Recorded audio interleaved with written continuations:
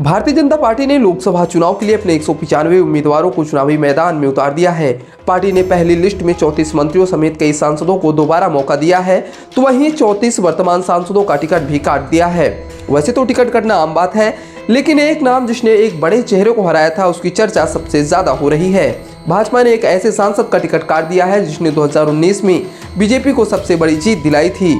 उसने कांग्रेस के एक किले को नेस्तनाबूद कर दिया था। इस जीत से पीएम मोदी का सीना भी 56 इंच का हो गया रहा होगा, लेकिन इस बार पत्ता कट गया।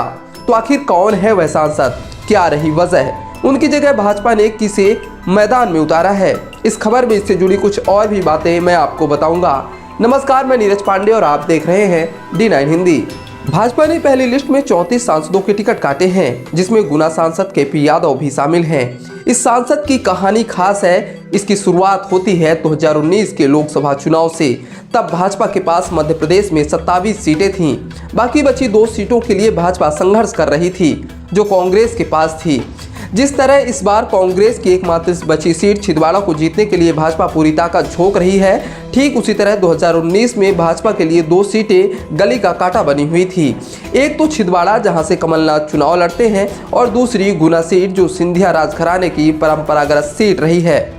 2019 में तब ज्योतिरादित्य सिंधिया कांग्रेस की तरफ से चुनावी मैदान में थे। सिंधिया के खिलाफ भाजपा ने एक छोटे से नेता पर दांव खेला, जो कभी सिंधिया का खास या यूं कहे कि बड़ा फैन हुआ करता था। नाम कृष्णपाल सिंह यादव। चुनाव जोर शोर से हुआ और नतीजा तब सबके सामने था। सिंधिया को अपने ही पुराने सहयोगी से हार का सामना करना पड़ा। भाजपा ने मध्य प्रदेश में कांग्रेस का एक और किला छीन लिया था, जिसकी वजह KP यादव थे। तब भाजपा के KP यादव बड़े दुलारे सांसद हो गए थे। लेकिन वक्त पलटा। 2020 में ज्योतिरादित्य सिंधिया अपने खेमे के साथ भाजपा में शामिल हो गए। बाद में उन्हें राज्यसभा का सदस्य बनाया गया, केंद्रीय मंत्री भी बने। KP सिंह के हाथ खाली रहे।